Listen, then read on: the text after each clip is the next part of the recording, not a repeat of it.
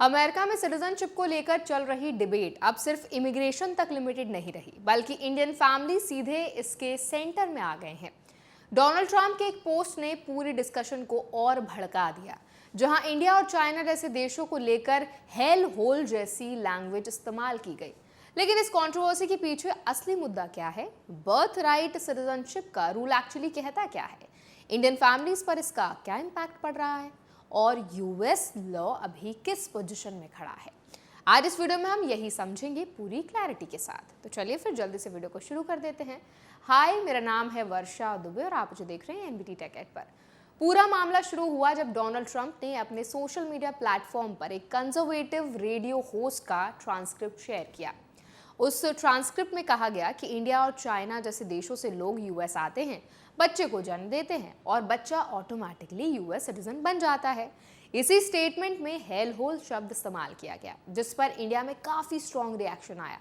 India के ministry of external affairs ने इन रिमार्क्स को uninformed, inappropriate and in poor taste बताया और साफ कहा कि इंडिया यूएस रिलेशनशिप की रियलिटी को रिफ्लेक्ट नहीं करता।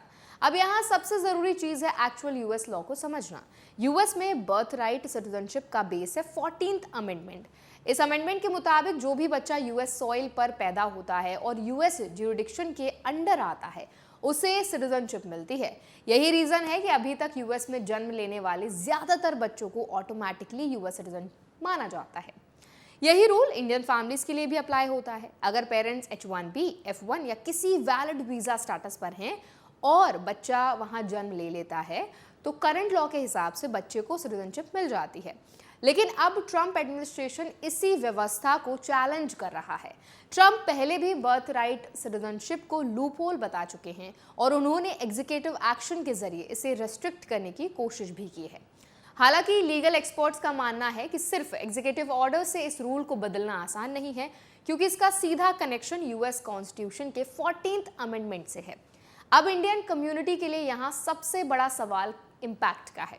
अगर फ्यूचर में बर्थ राइट सिटीजनशिप पर रेस्ट्रिक्शंस आती हैं, तो सबसे ज्यादा इफेक्ट उन इंडियन फैमिलीज पर पड़ सकता है जो टेम्पररी वीजा स्टेटस पर यूएस में रह रहे हैं। लीगल एक्सपर्ट्स ने साफ कहा है कि अगर सिटीजनशिप ऑटोमेटिकली मिलना बंद हो जाए, तो फ्यूचर में बच्चों की लीगल स्टेटस और रेजिडेंसी को लेकर अनसर्टेनिटी बढ़ सकती है।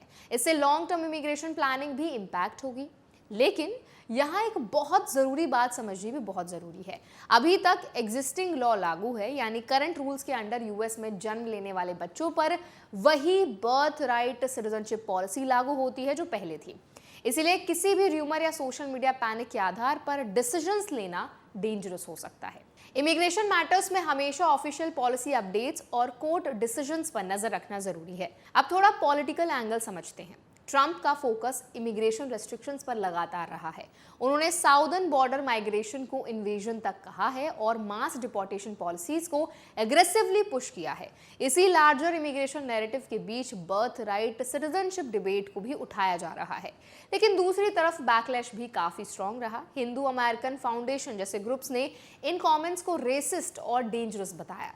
Indian American lawmaker Ami Bera ने इसे ऑफेंसिव कहा। यानी डिबेट सिर्फ इमिग्रेशन रूल्स की नहीं, बल्कि इंडियन ऑरिजिन कम्युनिटीज के रिस्पेक्ट और रिप्रेजेंटेशन की भी बन चुकी है। इंडियन नेशनल्स के लिए सबसे इंपॉर्टेंट बात और प्रैक्टिकल बात अभी यही है कि वो अपने वीजा स्टेटस, डॉक्यूमेंटेशन और लीगल कंप्लायंस को बिल्कुल स्ट्रांग रखें, क्योंकि immigration policies politically sensitive phase में है और फ्यूचर में स्क्रूटिनी बढ़ सकती है। किसी भी इमिग्रेशन बेनिफिट के लिए प्रॉपर डॉक्यूमेंटेशन, लॉफुल स्टेटस और एक्यूरेट फाइलिंग सबसे इंपॉर्टेंट प्रोटेक्शन है। इसके अलावा फैमिलीज को यह भी समझना चाहिए कि सिटीजनशिप और इमिग्रेशन लॉज में बदलाव ओवरनाइट लागू नहीं होते। कोर्ट चैलेंजेस, लीगल रिव्यू और पॉलिसी इंप्लीमेंटेशन में काफी समय लगता है। इसलिए फियर बेस्ड डिसीजंस लेने के बजाय इन्फॉर्म्ड अप्रोच रखना ज्यादा जरूरी है। एट लास्ट सबसे जरूरी बात, इस पूरे मुद्दे को सिर्फ वायरल स्टेटमेंट्स या पॉलिटिकल कमेंट्स के एंगल से नहीं देखना चाहिए। असली फोकस होना चाहिए एक्चुअल लॉ, कॉन्स्टिट्यूशनल प्रोटेक्शंस और इंडियन फैमिलीज के रियल लीगल राइट्स पर।